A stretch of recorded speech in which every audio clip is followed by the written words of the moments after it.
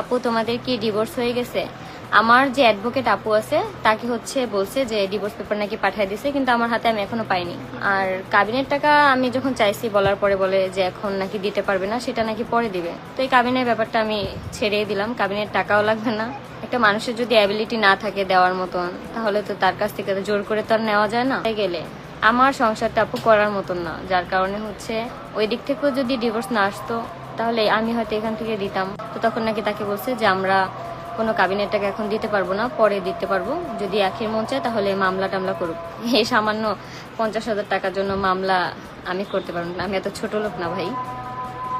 সামান্য ছেলের খরচের জন্য এই 3,000 টাকা দিবে, এর বেশি নাকি সামর্থ্য নাই। এই 3,000 টাকাও নিলাম না, কারণ আল্লাহ আমাকে যতটুকু সামর্থ্য দিছে, যেমন দিছে ওইভাবেই আমার ছেলেকে আমি বড় করবো। যেই 3,000 টাকা দেওয়ার কথা হয়েছে আমি আমার উকিলের মাধ্যমে জানাই দিব যে 3,000 টাকাও জানি না পাঠায়। এত দেখানো লোক দেখানো সুখের চেয়ে অফ ক্যামেরায় সুখে থাকা অনেক অনেক শান্তির। হ্যাঁ, আমি আয়েসের জন্য থাকতাম বা অন্য কিছু, কিন্তু আমার তো অবস্থা খারাপ হয়ে যাচ্ছিল। আমি তো মেন্টালি ভাবে একদম সিক হয়ে যেতেছিলাম। আপু এখানে কে প্রেগনেন্ট, কে কি আমি এখন এগুলা জানিও না আর দেখতেও চাই না। এটা আপু আল্লাহর বিচার, আল্লাহ দেখবা, আল্লাহ বিচার করবে ঠিকই। তো আমার অ্যাডভোকেট আপু আমাকে আর কি বললো যে কাপড় চোপড় দিলে মঞ্জু বাজার আমাদের থেকে যে টাকাটা পায় 14 লাখ টাকা, তার অর্ধেক নাকি আমাকে দিতে হবে, কিন্তু এখন আমার এত সামর্থ্য নাই যে আমি এত টাকা আর কি দিতে পারবো। তো যার জন্য আমার কাপড় চোপড়গুলো আর কি পাঠাবে না।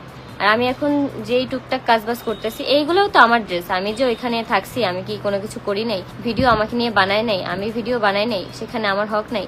সেই বাসার সেখানে আমার ইনকামও আছে, সেখানে আমার ইনকাম আছে বিধায় আমি সেটা গলা উঁচু করে পড়তে পারি। কারণ আমি যদি ভিডিওতে না থাকতাম অবশ্যই আমার কোনো সেখানে রাইটস ছিল না।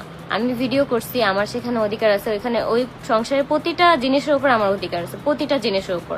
কারণ সেখানে আমি তাদের সাথে থেকে ভিডিও মেক করছি, হয়তো কম আর বেশি, বাট অত কমও না যে আমি অধিকার খাটাতে পারবো না। বাট আমি অধিকার দেখি না, কারণ অত কিছু আমার দরকার নেই। কিন্তু এখনো যারা বলতেছে আমি আগের বাসার কাপড় চোপড় করি, হ্যাঁ অবশ্যই, কারণ সেখানে আমার অধিকার আছে। আমি সেখানে ভিডিও মেক করছি, যার কারণে সেই ড্রেস আপ গুলো পরার আমার অধিকার আছে। এখনো অনেক কিছু রেখে আসছি, সেখানে আমার অধিকার আছে।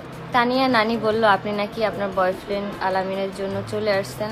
আপনার নানি হয়তো জানে না, কারণ আলামিনের ব্যাপারটা আমার হাজবেন্ড আর সতীন জানে, কিন্তু আম্মু কখনোই জানতো না।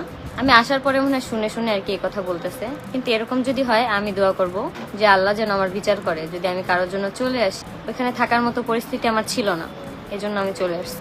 কারোই থাকার মতো পরিস্থিতি থাকলে সংসার, বাচ্চা, কোনো কিছু চিন্তা না করে কেউই কখনো একটা সংসার ভাঙে না। হয়তো যাদের সংসার ভাঙে নেই তারা হয়তো বুঝবেন না, বাট যাদেরটা ভাঙছে তারাই বুঝবে যে শুধু অকারণে মানুষ একটা সংসার ভাঙে না।